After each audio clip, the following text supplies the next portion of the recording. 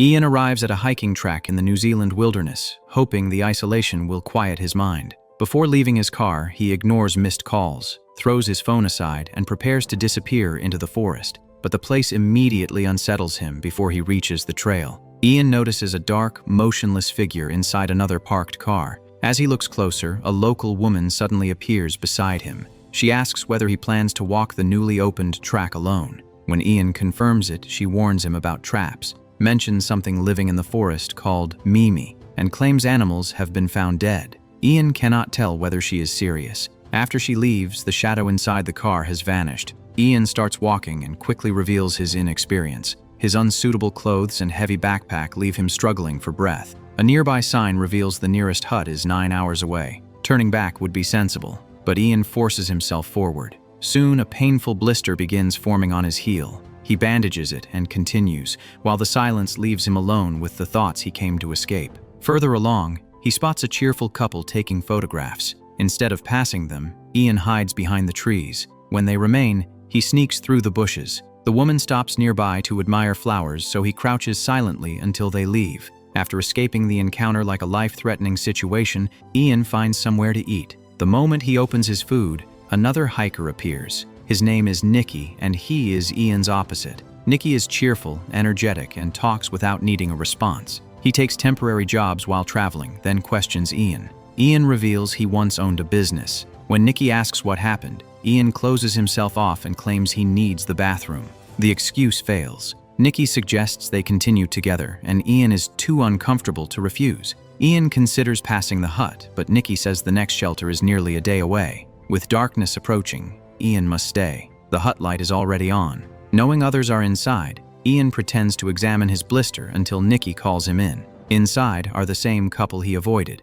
They are Monica and Austin from Australia. Nicky befriends them instantly, while Ian wishes he could disappear. Monica asks whether they have met before. Ian quickly says no, they have not, but admitting he hid beside the trail while she admired flowers would not help. Later, Ian cooks meat while Nicky prepares his meal beside him. Being watched makes Ian panic. He removes the meat undercooked, then puts it back after Nicky points it out. Distracted by Monica and Austin, Ian lets the pan catch fire. Nicky and Monica extinguish it, but Ian cannot handle the embarrassment. He grabs his belongings and leaves, planning to continue alone in darkness. He does not get far. Between the trees, Ian sees a tall shape standing still. He cannot decide whether it is an animal, a person, or a trick of his exhausted mind. Then it disappears. Terrified of going deeper, Ian returns. Austin, smoking outside, asks whether he was abandoning them. Ian claims he needed air but admits seeing something.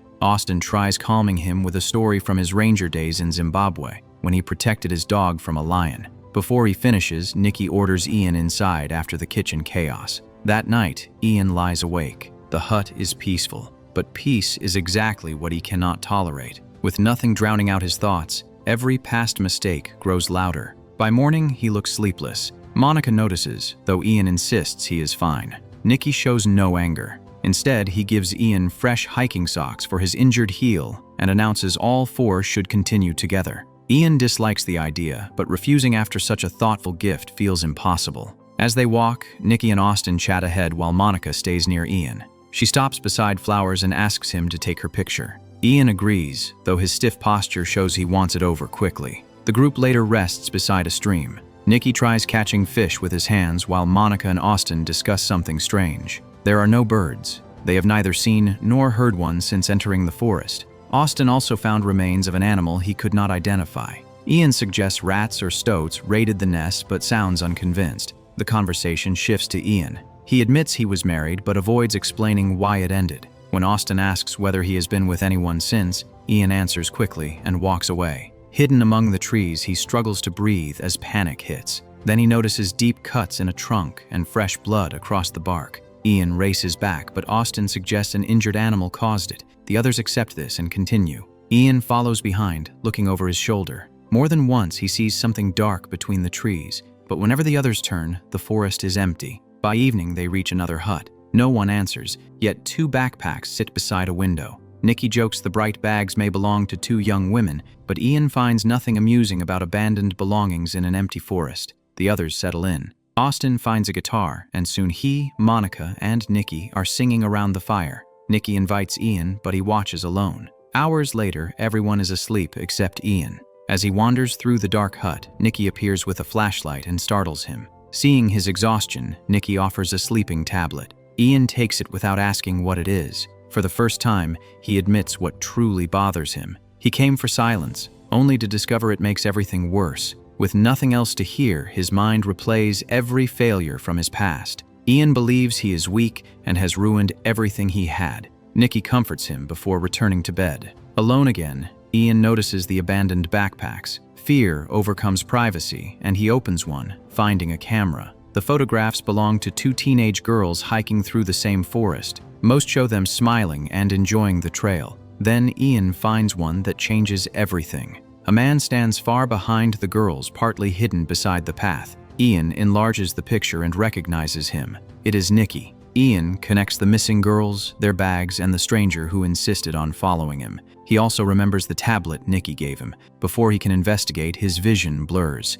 His legs weaken, the camera slips from his hands, and he collapses. The next morning, Ian wakes inside a sleeping bag, unable to remember reaching the floor. His head feels heavy, but the camera and last night's discovery return. Monica enters and asks what happened. Ian explains that Nikki gave him a tablet. When she says Nikki and Austin went fishing, Ian grabs the camera and says he found something disturbing in the girls' photographs. Before he can, both men return. Nikki casually explains that he found Ian unconscious and covered him so he would stay warm. The caring gesture only increases Ian's suspicion. He holds up the camera and asks why Nikki was following the two missing girls. The mood disappears. Austin asks to see the picture, but the camera battery dies. Ian now has no proof, only a frightening claim no one can confirm. He refuses to back down, accusing Nikki of harming the girls and drugging him for discovering the truth. Nikki reminds him that Ian asked for help sleeping. When Ian asks why he appeared behind the girls, Nikki says he had returned toward the car park for something he forgot. Ian points out they should have passed each other. Nikki suggests Ian may have been hiding away from the path. Since Ian already hid from Monica and Austin, he knows it is possible. Then the two missing girls walk through the door, unharmed. They explain that they went exploring without their larger bags. Ian freezes as his theory collapses. One girl notices her camera in his hand and demands an explanation. Monica says they were worried about the abandoned backpacks, while Ian apologizes and asks whether they recognize Nikki. Nikki admits he is the man in the photograph. Now the girls are uncomfortable, asking why strangers searched their private pictures. What Ian saw as evidence of a crime becomes a painfully embarrassing misunderstanding. He leaves, but guilt soon overcomes shame. Ian returns and privately apologizes to Nikki, admitting fear controlled him. Nikki does not humiliate him. He accepts the apology and says to forget it. Ian also apologizes to Monica and Austin. They reassure him that the bags and photograph could have seemed suspicious. Their kindness helps, but Ian no longer knows whether to trust his instincts. After saying goodbye, the four continue until the track splits.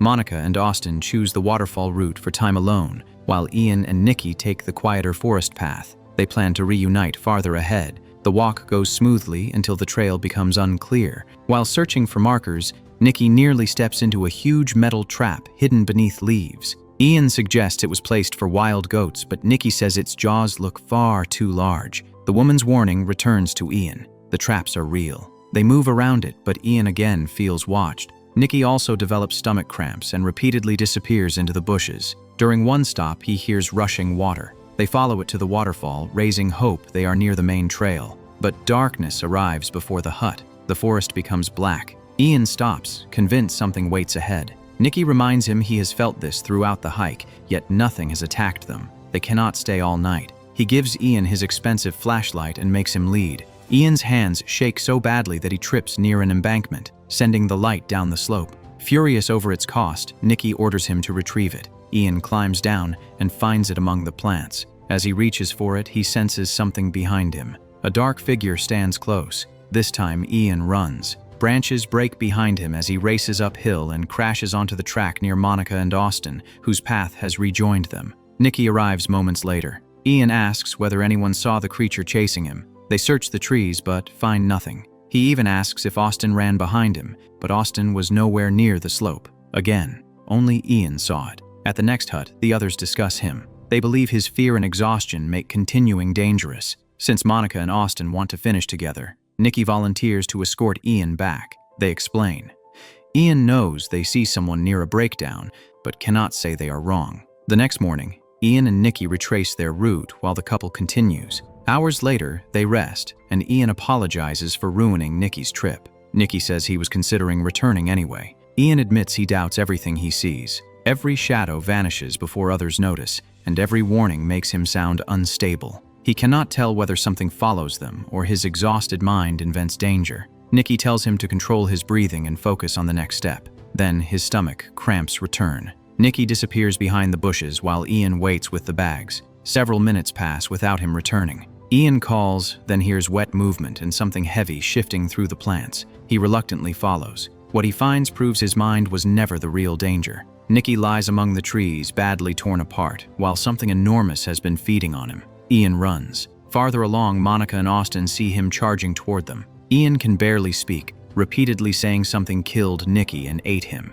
He begs them not to continue toward the entrance because the creature is ahead. They are horrified but cannot trust him. Ian previously accused Nikki, repeatedly imagined figures, and now returns alone, claiming he is dead. Austin pulls Monica aside, then opens a folding knife. He says they are leaving without Ian and will defend themselves if he follows. Ian helplessly watches them walk toward danger. Soon Monica stops for water. Something strikes her from behind with incredible force. Blood spills from her mouth before she is dragged into the forest. Austin screams and follows. He finds Ian hiding behind a tree, staring silently toward a clearing. Assuming the worst, Austin tackles and chokes him, demanding to know what he did. Ian points toward the clearing, where Monica's torn remains lie among the plants. The sight destroys Austin. His grief becomes rage, and he attacks Ian again simply because he needs someone to blame. Ian breaks free and runs. He notices another hidden trap and jumps over it. Austin,